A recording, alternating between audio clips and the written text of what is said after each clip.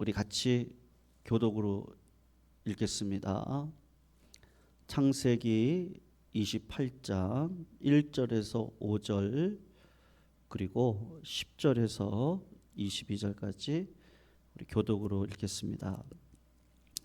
28장 1절 제가 먼저 읽어요. 이삭이 야곱을 불러 그에게 축복하고 또 당부하여 이르되 너는 가나안 사람의 딸들 중에서 아내를 맞이하지 말고 일어나 밧단 아람으로 가서 내 외조부 부두엘의 집에 이르러 거기서 내 외삼촌 나반의 딸들 중에서 아내를 맞이하라. 전능하신 하나님이 내게 복을 주시어 네가 생육하고 번성하게 하여 네가 여러 족속을 이루게 하시고 아브라함에게 허락하신 복을 내게 주시되 너와 함께 내 자손에게도 주사 하나님이 아브라함에게 주신 땅 곧 내가 거류하는 땅을 네가 차지하게 하시기를 원하노라.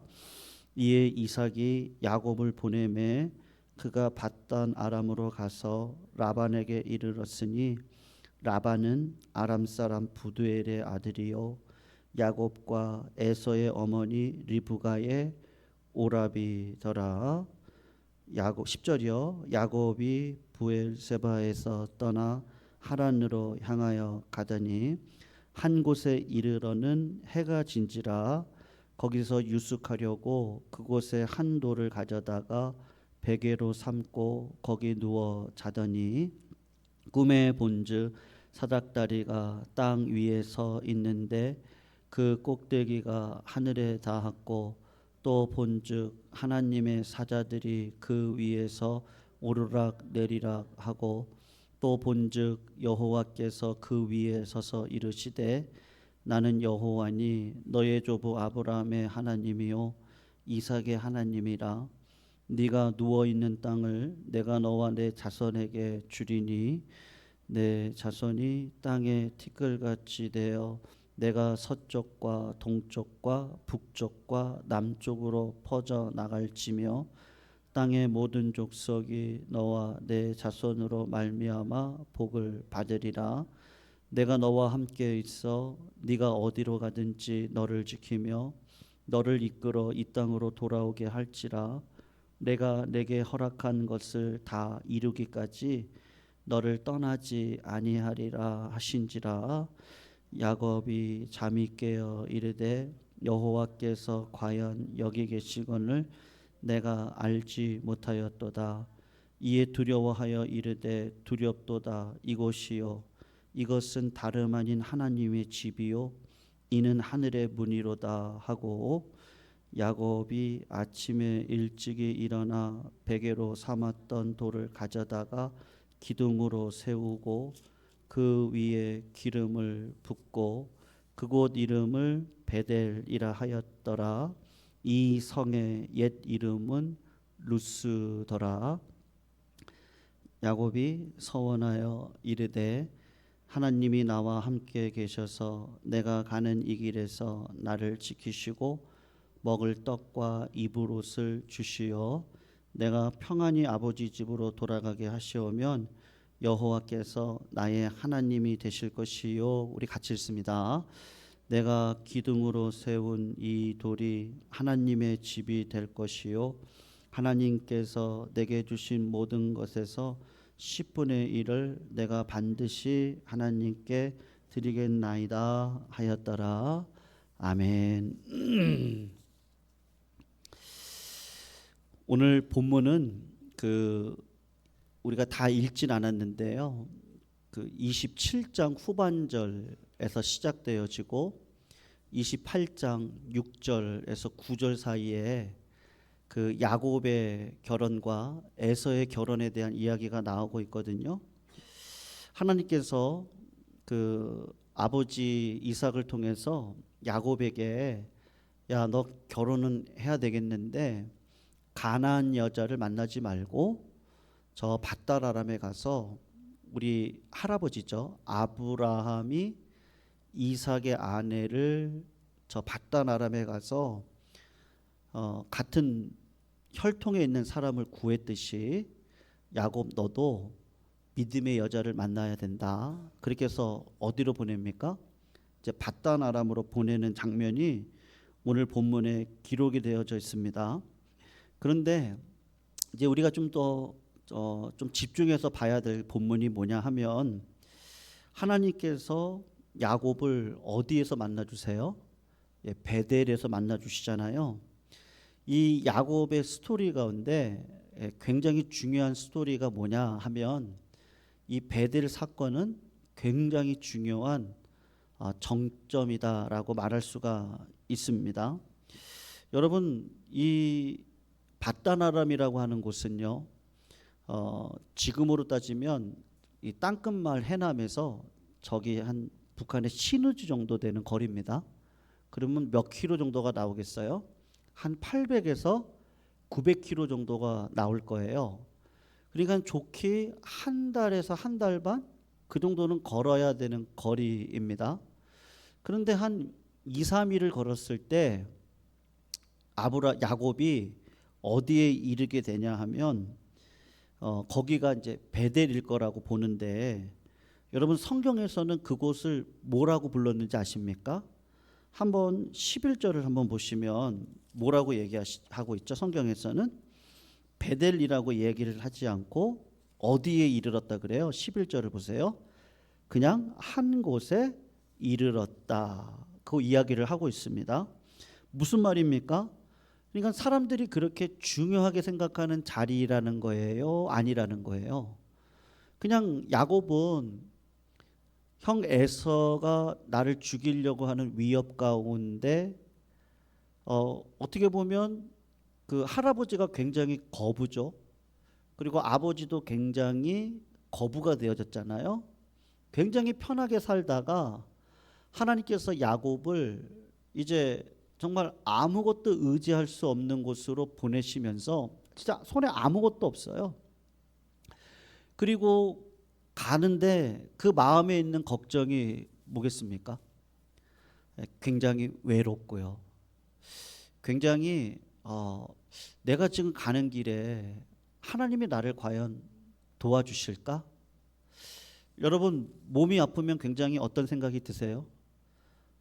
이 몸이 아픈 건 누구만 알아요? 나만 알죠. 그러니까 육신이 아파오면 사실은 옆에 있는 분들이 그거를 대신 아파해 줄 수가 없단 말이에요. 거기에서 오는 외로움도 굉장히 크다고 우리 성도님들이 그런 말씀들을 신방을 가시면 종종 하십니다. 그러니까는 밤에 한숨도 못 주무시고, 그럴 때 드는 생각이, 목사님 정말 하나님이 나를 지켜주시는 거 맞죠? 예. 그런데 몸은 아프단 말이에요. 근데 거기서 오는 어떤 갈등이라고 해야 될까요? 예, 야곱은 어떤 그런 비슷한 마음이 아닐까라는 생각이 들어요. 그런데 성도들, 우리가 놓치지 마셔야 될 게 뭐냐? 그럼에도 불구하고 하나님은 성도님들과 함께 하신다는 거 믿고 의지하고 언제나 다시 일어서시기를 주님의 이름으로 축원합니다. 하나님은 언제나 우리와 함께 하시죠. 그러니까 이 야곱이라는 사람이 그냥 2, 3일을 지나가는데 굉장히 갈등이 되는 상황 가운데 해가 지고 있단 말이에요. 그러니까 그냥 거기다가 돌베개를 베고 어디 유숙할 데가 없잖아요. 그러니까 거기서 그냥 쪼그려 앉아서 이제 잠을 청하려고 하는 그때인 것이죠. 그런데 참 하나님의 은혜가 뭡니까? 그럴 때 하나님이 찾아오신단 말이에요. 찾아오셔서 어떤 방식으로 오시냐? 두 가지 방식으로 야곱의 생애 가운데 개입해 주시는데, 첫 번째가 눈을 열어 주시는 거예요. 이 중요합니다. 보도록 하시고, 그리고 뭐가 있습니까? 듣도록 하시거든요. 여러분, 구약에서요, 제가 한번 말씀드린 적이 있었던 것 같아요. 구약에서 한번 기적들을 한번 생각해 보시면 어떤 기적이 있습니까? 한번 보시면요, 죽은 자를 살리는 기적이 엘리사를 통해서 있었죠. 엘리야를 통해서도 있어요. 그리고 문둥병자를 깨끗하게 치유하는 은혜도 있잖아요. 그런데 성경 가운데, 구약 성경 가운데 뭐는 없죠? 눈을 뜨게 해주는 경우는 없어요. 그러니까 이제 육신적으로 눈이 먼 자가 눈이 떠지는 사건은 없단 말이에요. 그러니까 예수님이 이 땅 가운데 오셔서 하셨던 사역을 한번 생각을 해보세요. 구약에서도 있었던 나사로를 살리는 사건도 있었지만 예수님이 오셔서 했던 주된 사역이 뭐죠? 라고 하면 눈먼 자의 눈을 열어주시고 귀머거리의 귀를 열어주시거든요. 그러니까 메시아가 오셔서 하시는 사역이 뭐냐? 그럴 때 내 눈을 열어주시고 내 귀를 열어주시면서 내 마음 가운데, 야, 내가 하나님을 모르고 살았구나. 그런데 그 하나님이 보이는 거예요. 그리고 어느 순간 말씀이 들리기 시작을 하거든요. 처음에는 말씀이 그냥 아이스크림 같은 말씀들 있잖아요. 그것들이 너무 달았어요. 왜냐하면 나를 격려하고 나에게 힘을 주고, 그런데 그 힘으로는 살아갈 수가 없거든요. 우리가 어떻게 아이스크림만 먹고 내 육신의 건강을 유지할 수 있겠어요? 그러니까 예수님이 오셔서 우리들을 어떤 방식으로 끌어가시죠? 라고 하면 하나님을 알아들을 수 있고 하나님을 이해할 수 있고 하나님이 나의 아버지 되심을 더 깊은 자리로 들어가실 수 있도록 내 눈을 열어주시고 내 귀를 열어주신단 말이에요. 그래서 말씀을 자꾸 어떻게 하게 돼요? 여러분, 궁금해지기 시작하는 거예요. 요때 야곱의 나이는 몇 살이었을까? 그리고 야곱은 어떤 마음이었을까? 그러면 시대적인 배경은 뭐지? 이제 자꾸 관심이 가는 거죠. 내가 하나님에 대해서 관심을 가지면 하나님을 알고 싶고 하나님을 깨닫고 싶고 하나님에 대해서 듣고 싶잖아요. 그러니까 하나님이 야곱이 믿음의 가문에서 신앙을 부여받은 자로, 야곱이 어릴 때 아브라함이 살아 있었거든요. 그러니까 그 아브라함 할아버지를 통해서 야곱과 에서가 무슨 이야기를 들었겠습니까? 하나님의 약속에 대한 이야기, 그리고 기도로 이삭을 낳았던 이야기, 모리아산 이야기 다 하지 않았겠어요? 그런데 야곱은 여전히 육신의 생각, 육신의 계획을 가지고 살아가는 사람이란 말이에요. 그러니까 여러분, 야곱에게 있어서 정말 중요한 사건이 뭐냐? 오늘 사건인데, 그냥 정처 없이 어디 가다가 머물렀던 자리인데 그 한 곳에 머물렀는데 그곳에서 하나님이 어떻게 하셔요? 보여주시고 들을 수 있도록 해주신단 말이에요. 근데 신약에 와서 보니까 예수님이 소경의 눈먼 자 눈의 소경을 눈을 뜨게 해주시고 귀머거리의 귀를 열어주신단 말이에요. 한번 구약을 찾아보세요. 그런 사건이 있었나 보세요. 없거든요. 그러니까 오늘 본문 사건은 사실은 뭐예요? 하나님이 예수님을 누구에게 소개시켜주고 싶은 거예요? 누구에게요? 야곱에게요. 신약에 가면 예수님이 야곱의 요 본문을 인용한 구절이 있거든요. 한번 찾아보실까요? 요한복음 1장을 한번 봐보세요.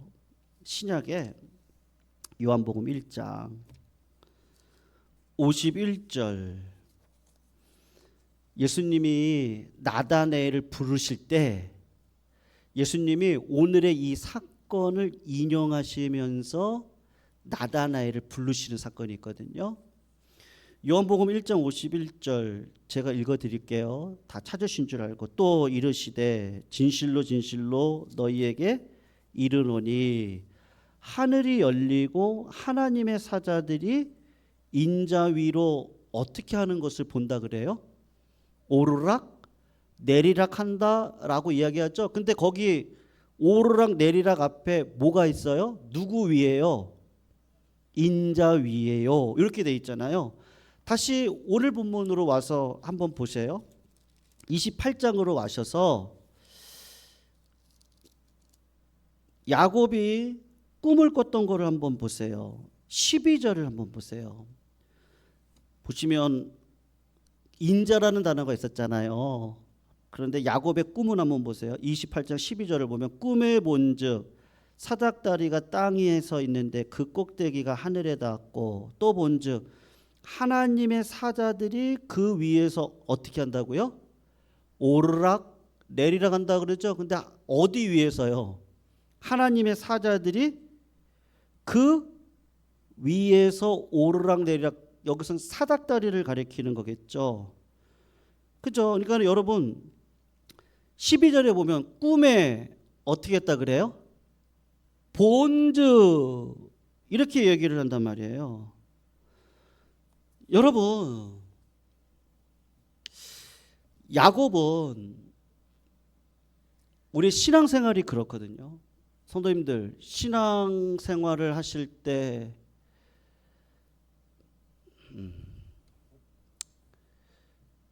내가 직분을 맡으면요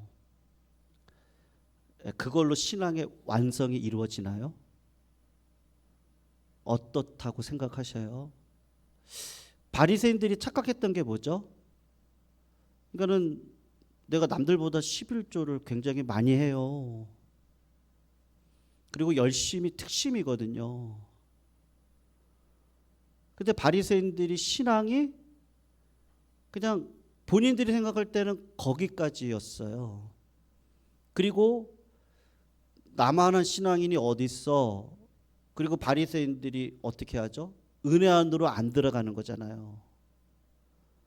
그러니까 하나님이 오늘도 나에게 여러분 메시아가 오시면 어떻게 하신다고요? 보고 듣게 하시잖아요. 바리새인들이 어느 순간 안 들어요. 안 봐요. 예수님이 오셨는데도 저 사람은 죽여야 될 놈. 예수님이 말씀하시는데도 나는 의인을 부르러 온 게 아니고 죄인을 부르러 왔거든요. 예수님은 죄인된 바리새인도 사랑하셨고 가룟 유다도 사랑하셨고 창녀도 사랑하시고 세리도 사랑하시거든요. 그들의 눈과 귀를 열어서 사랑의 원천이신 예수 그리스도를 이 땅 가운데 보여주기를 원하셨거든요. 그러니까 구원받는 자의 특징이 뭐예요? 제가 두 가지 말씀드렸잖아요. 보고 듣는 거예요. 야곱의 신앙이라는 것이요. 여러분 우리의 신앙이라는 게 그렇습니다. 우리는 끝까지 가셔야 됩니다. 그러니까 갈라디아서도 보면 구원에 대한 시제를 3개로 쓰거든요. 내가 구원받았다. 그리고 나는 구원받는 백성으로 지금도 삽니다. 그리고 우리 아까 처음에 찬양했던 에베네셀 하나님의 가운데 장래에도 인도하실 그 하나님을 내가 믿습니다. 나는 구원받을 것입니다. 구원의 3시제를 가지고 사도 바울이 했던 얘기가 뭐예요? 두려움과 떨림으로 너의 구원을 이뤄라 이렇게 얘기를 하시잖아요. 이제 야곱은 이제 구원의 여정을 시작한 거예요. 하나님이 그의 못됐고 육신적인 성품을 그대로 사용하셔서 광야와 같은 삶, 어머니가 뭐라 그랬어요? 리브가가 야 그냥 며칠 갔다 오면 돼 그렇게 얘기했는데 그 며칠이 몇 년이 됐어요? 20년이 넘었어요. 광야길이, 출애굽 1세대 광야길이 사실은 며칠이었어요. 그냥 한 달? 그 정도면 됐을 거예요. 근데 그게 몇 년이 됐어요? 40년이 되잖아요. 근데 하나님이 강권적으로 야곱에게 나타나셔서 네가 할아버지 아브라함으로 들었던 그 믿음의 성품 말고, 이삭의 성품 말고 내가 너를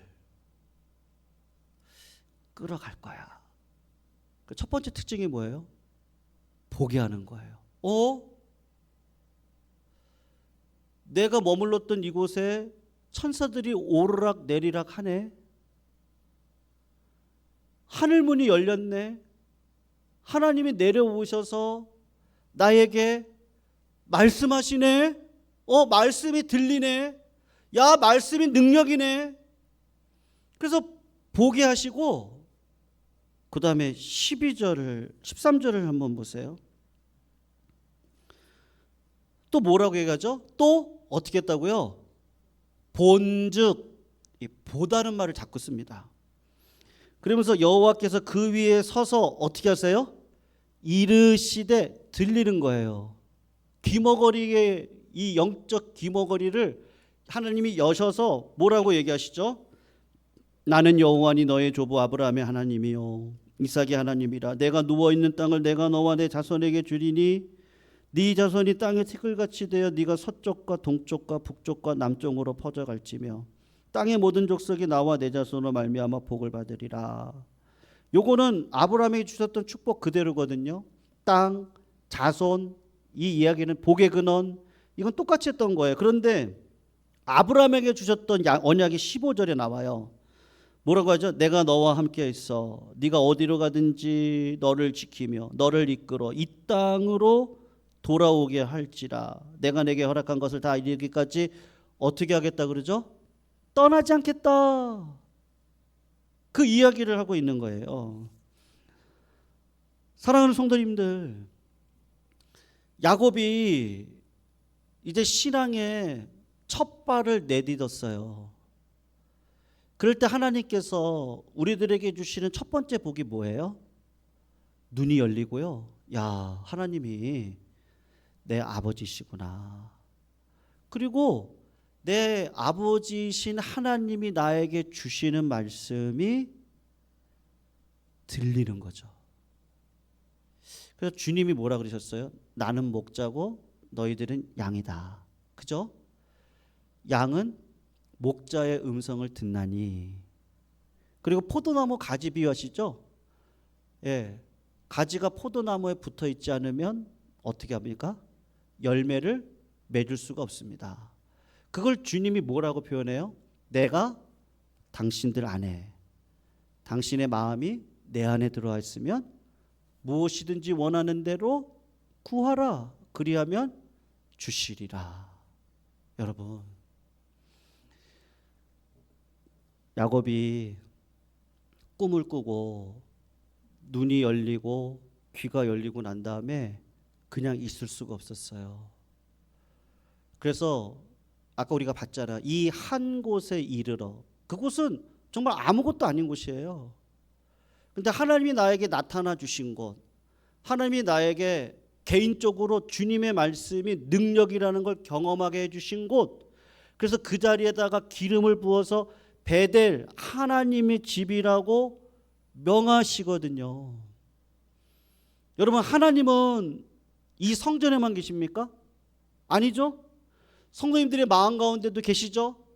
성도님들이 직장 속에 들어가시면 그곳 가운데도 하나님이 계시고, 성도님들이 가정 가운데 계실 때도 하나님이 계시고, 하나님을 사랑하는 자에게는 잠을 주신다 그러셨는데 잠을 평안하게 잘 수 있는 그 하나님을 향한 믿음을 나에게 주시죠.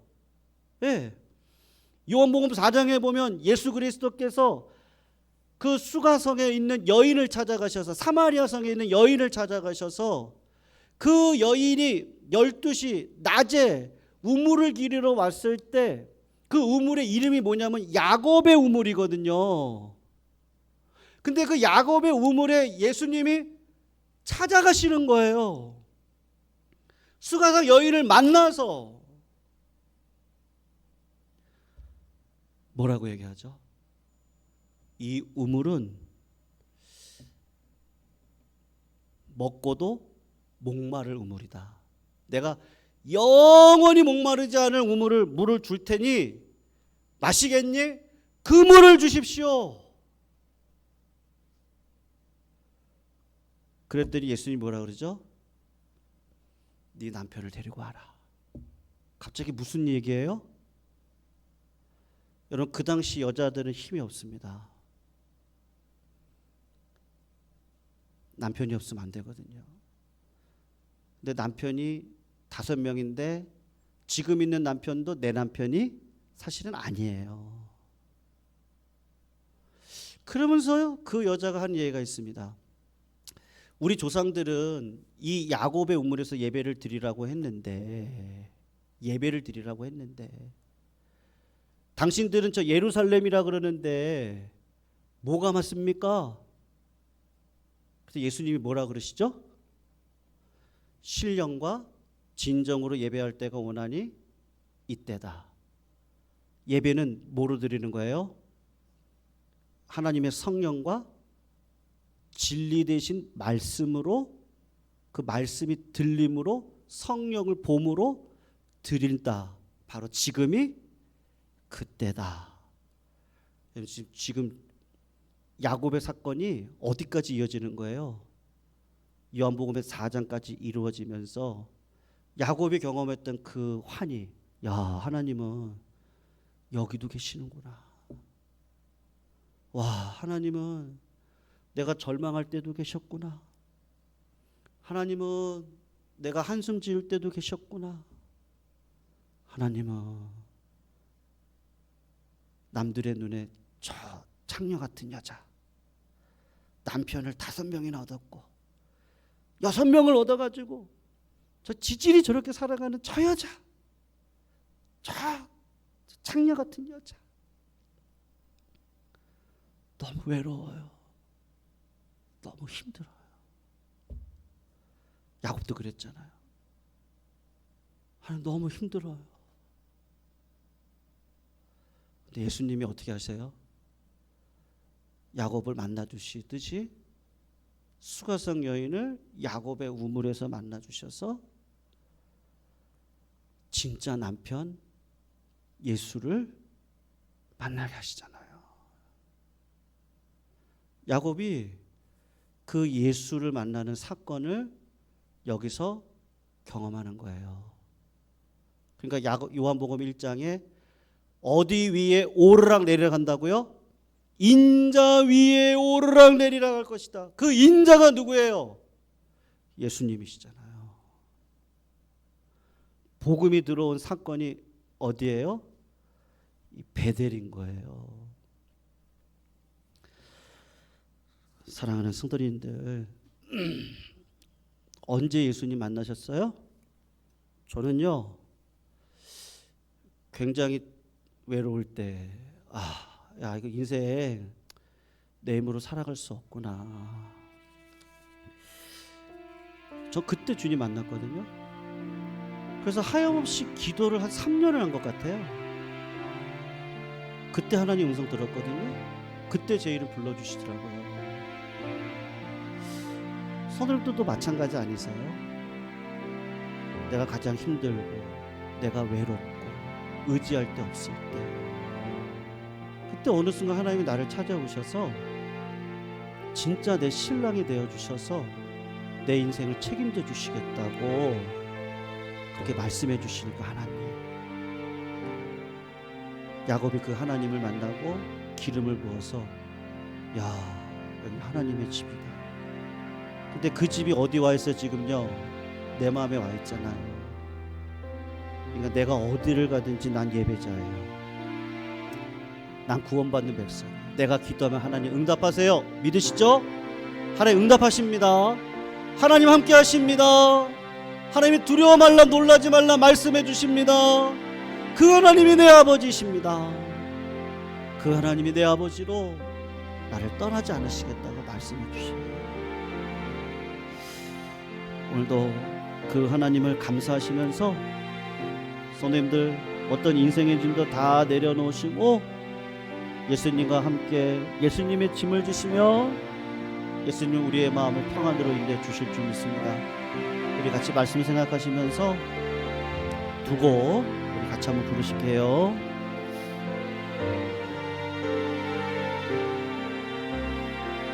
나는 하나님을 예배하는